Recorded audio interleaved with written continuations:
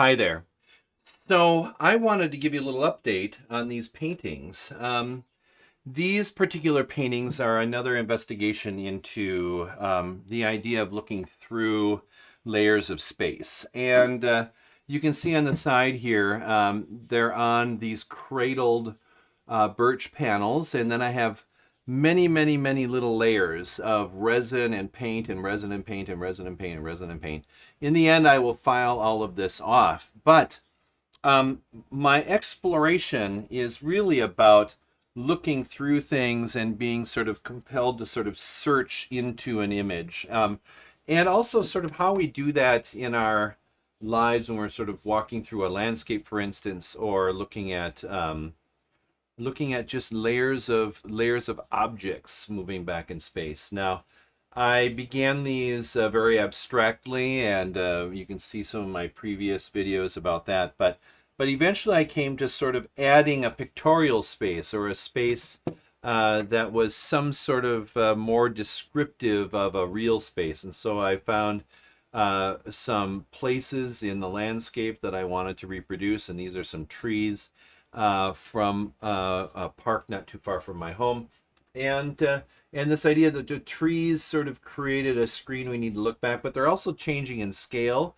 and so there is a bit of scale change and perspective that happens in these, and that was great. But I had been thinking about what the next step might be, and so what I do in my studio often is I'll have these sitting up for a while, and then daily I come walk by them and I can see them and I can kind of make some decisions, and I'm imagining like what the next thing might be. And I'm working on another series of portals. This idea of circular spaces, sort of tubes into other places. I was thinking with portals about looking through telescopes and these different kinds of lenses and tubes to sort of focus our attention into a specific space. And so I thought, well, maybe I will make circles, and circles as a way of referencing kind of a portal, but also as a way of sort of making a delineation of sort of the focus. So where do I want the viewer to focus? So circles became pretty important in my inspiration. And so I decided to cut these blue circles. You can see them on each one of these. These are vinyl. You can see in the reflection here. These are vinyl masking material. So it's meant to be put on something and then painted over, and then you peel it up. I have used this process on other projects. I use my Cricut Maker to cut out different things I've designed in the computer and then apply here on the project. And this time I used a compass to draw some circles that had some relationship to the composition that was here already. And so I was thinking about as a circle will sort of, whatever this is masking, whatever I decide to paint over it and I pull the circle off, will allow us to have a window into these other layers. And so anyway, I started playing around with different size circles. There's one here, a little bit smaller one, this one, a little bit smaller one, this one over here.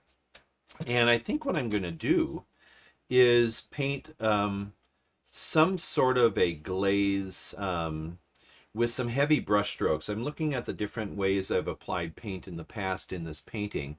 And again, there's lots and lots of layers going back, and I have some solid areas of application, some areas that are brushy, and use some oil paint to kind of create this wet and wet blending on these trees. And there's some different kinds of vocabularies of paint application on here. There's even one in here where I used a roller. I don't know if you can see that here. That's this light area. And I'm trying to keep this at an angle so you can actually see it with the lights. But now I think what I'm going to do is maybe one of two things. I might take some glaze and mix it up and dribble it in a sort of radial pattern out from this center. That's an idea I have. Or I would hit this with a glaze with a brush, like a heavy bristle brush, so I get some really strong marks coming out from this area to kind of funnel your attention in from the outside. So I thought maybe I could do that, and I would make maybe a glaze that's semi-opaque, so it kind of looks like frosted glass in a way. So something that's a little bit less clear. But that might be just a little bit too obvious. I'm not sure yet. I think I might start with some dribbling of some paint because that's totally different than any other mark I have in here visible right now. It's a very free kind of mark. It'll have some gesture to it. And I think that I might use a darker color, or I might alternate between these, between a darker color sort of splashing of color or a lighter one. I still haven't quite decided. Each one kind of has a different feel, so maybe this is where I'm going to start making them individuals. Now, another update on this process, I'll show you those pictures after I've actually moved on them, is that I'm having this inspiration about these in a grid. And so they would be spaced, oh, I don't know, these are a foot wide, so maybe 6 inches apart. And they would create a grid of 4, which might reference like a window, you know, with these mullions going across in the window, maybe, or something. I'm just kind of thinking like there's multiples. I have 4 of them, maybe a grid.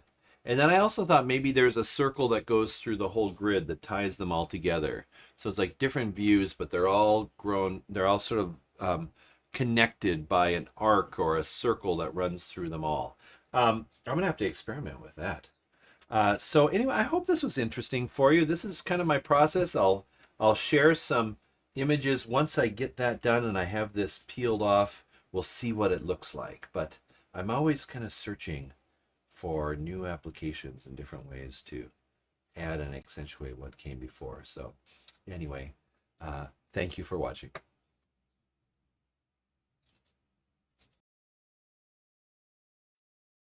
Okay, I'm going to try this dribbling on here. And most of the palette in this piece, I know it's kind of hard to see. Right now it's kind of a near complement. It's sort of this blue and yellow orange and yellow green. And mostly it's cool tones. I think I'm gonna maybe stick with this on this first one because I'm not sure how it's gonna work out. It's totally new. I do have a tub here with some tar gel in it. It's kind of a stringy kind of gel. And I'm going to add to it some Van Dyke Brown because I think I'm going to go dark on this first one. And I'm going to use a tongue depressor here to kind of do this. Mix it together here. And then I'm going to pull it up, see, ooh, it makes a really nice, this tar gel makes a really nice stringy line. I'm going to add a little bit of this quinacridone orange because the Van Dyke Brown is a nice base for, I'm enjoying it now. I'm not sure, you know, I know it sort of has a historical sort of angle to it, Van Dyke, you know, but I think it's a really warm brown. It's nice. Well, actually, let me back that up. It's a very earthy brown. I don't know if it's exactly warm, but this quinacridone burnt orange works really well with it to kind of make it a little deeper feel. This is awfully dark. I think I'm going to lighten it up a little bit. So I think I'm going to grab my studio here. Where's my... I think I'm going to add a little bit of Titan Buff. I have some back here. So it's kind of an off-white color. Just a little bit to give it a little bit of opacity when it dries, because both quinacridone burnt orange is pretty transparent, and so is the Van Dyke Brown. Van Dyke Brown's got a little bit more opacity, but when this dries, I want it to kind of be opaque so that it sort of is present. If it's too transparent, it'll just sort of blend in the background. I'm going to make sure it's brushed off here. I've got kind of a board underneath it here because I'm going to sort of do some dribbling kind of like this. I'm thinking I want a radial pattern. Oh, now that I'm thinking about it, maybe that's going to be dumb. Maybe it's just a field of some maybe it's vertical. No, I think that's gonna mess with the trees. Maybe it's horizontal.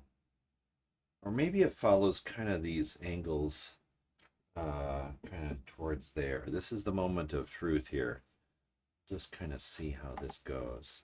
You can always fix it. All right, so this is, I love painting this way because I never quite know exactly what's going to, I kind of have an idea. This blue is going to be removed, so this is kind of the mask right here. Okay. Maybe it's just kind of all over. We'll see. I'll see how it goes as I start getting into it. So I'm going to scoop some up here on my stick, and we'll just kind of see how this goes. Oh, yeah. Gosh, that looks cool. I think this brown's going to be nice. The little bit of quinacridone orange in here gives it this kind of a warmness that's going to be kind of hopefully accentuate some of those blues and greens right there. Oh yeah, this is cool. I'm kind of letting it just. Oh, that's awesome. I'm kind of after I got the dominant ones in there, I'm kind of going around. Wow. Oh, I like that. That's so cool. It looks like a mess for you, I'm sure, because of the camera. It's sort of a little bit dark, I imagine. I'm going to lift it up here so you can kind of see what just happened. I can't turn it too much, but you see with those reflections, these great organic lines that I just made this web kind of around. And the center I'll pull out. Now, I need to let this dry before I do that. And so some of the edges are going to drip because I got some on the edges. I'm going to let it dry. And what's going to happen here is that I can't just pull off that blue. I'm going to have to cut through each of these strands with an X-Acto knife carefully and then remove the blue, or it tears the paint. So it could lift up the paint. And so, oh my gosh, that's cool. Okay, that was the right thing to do. I thought so. I thought it was. And I'm going to set this aside, and then we'll see how it goes. Hopefully, I'll have some pictures I'm excited about to share in a next video. So thank you so much for watching.